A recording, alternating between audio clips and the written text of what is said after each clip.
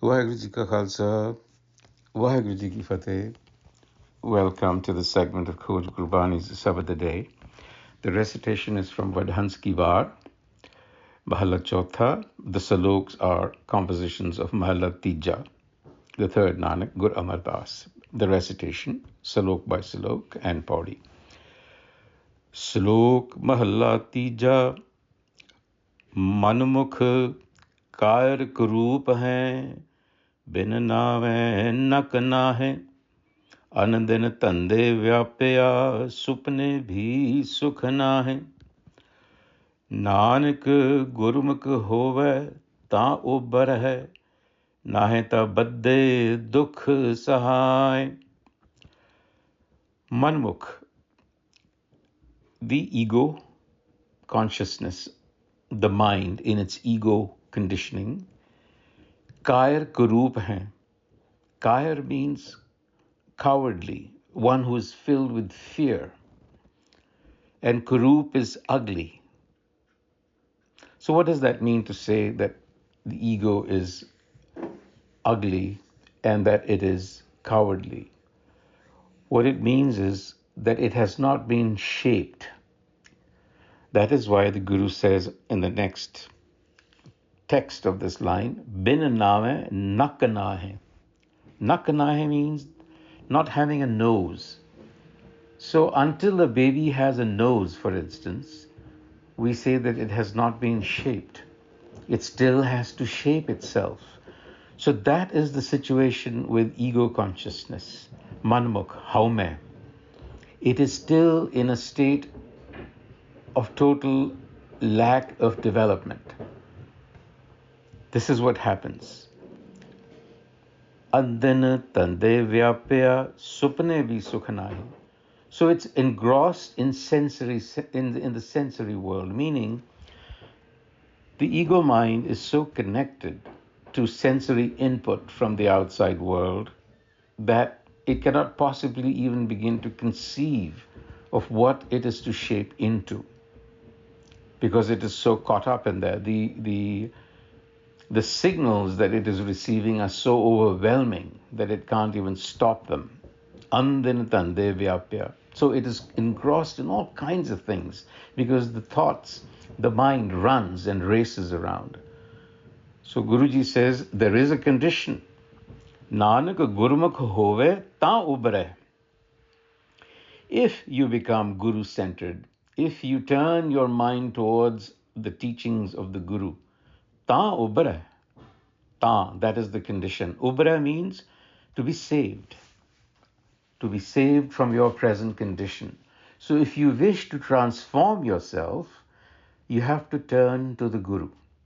Nahi ta badde dukh sahe. Otherwise, you will remain caught. You will remain caught in the network of your own making constantly. That is the first salok. So nak nahe means having no nose. And in our culture, in the Punjab and Gurbani, it is a symbol of honor, of dignity and identity. So what it also means is that when you don't do things that you are supposed to, then you are not honored for that. Even in worldly life, if you fail in your duties, for instance, then you're not honoring yourself. You're really losing your own dignity. That's what is being meant here. So it means spiritually, if you haven't developed your nose, naka, it means you haven't developed spiritually. You have lost your spiritual identity, your spiritual dignity, and your spiritual inner worth. You are disconnected from your essence. Mahalla Tija. Gurmukh sada dar sohne, gur ka sabad kamaye, अंतर शांत सदा सुख दर सच्चे शोभा पाए. नानक गुरमुख हर नाम पाया सहजे सच समाए. So Gurmukh sada dar sohne, the Gur guided ones, are always shimmering and shining in the divine court. So the question would be, what is the divine court? Where is the divine court? But for now, the meaning is that those who are Guru guided they look beautiful in the Guru, in the court of the divine, because within them peace, tranquility has taken place because they are listening to the Guru. And for that reason, they receive honor. Dar soba paye. Nanak Gurmukh har naam paya, sahje sach sumaya. So from the Guru comes what we call naam, self-knowledge, which is not possible through the ego. You have to give the ego up to begin to enter the world of naam. So in that stillness of the mind is when you merge into the embrace, Sach Samay. It is an embrace, it is a union. So the question about the divine court, it means simply that you are pleasing. Dar Sohne means that you are now pleasing to the universe, to the creator. It is not physical beauty, but it is a radiance of the soul, of the character, of inner alignment. It means you are now living in accordance with hukam. That means you're living a life of humility, of love, truthfulness, and that within you arises the fragrance of Naam. So there is no literal court with pillars and thrones that you can find anywhere. Dar simply means, in Japji Sahib, Guru Nanak has explained Sachkhand to be that court. So it is nothing other than a dimension of your own truth, your own consciousness, which you don't know about, but it's there. So it is really an inner state, the absolute state of your own consciousness. Remember, this is a journey of consciousness. So in order to make a journey of consciousness, you need different tools. You need different ways of getting there.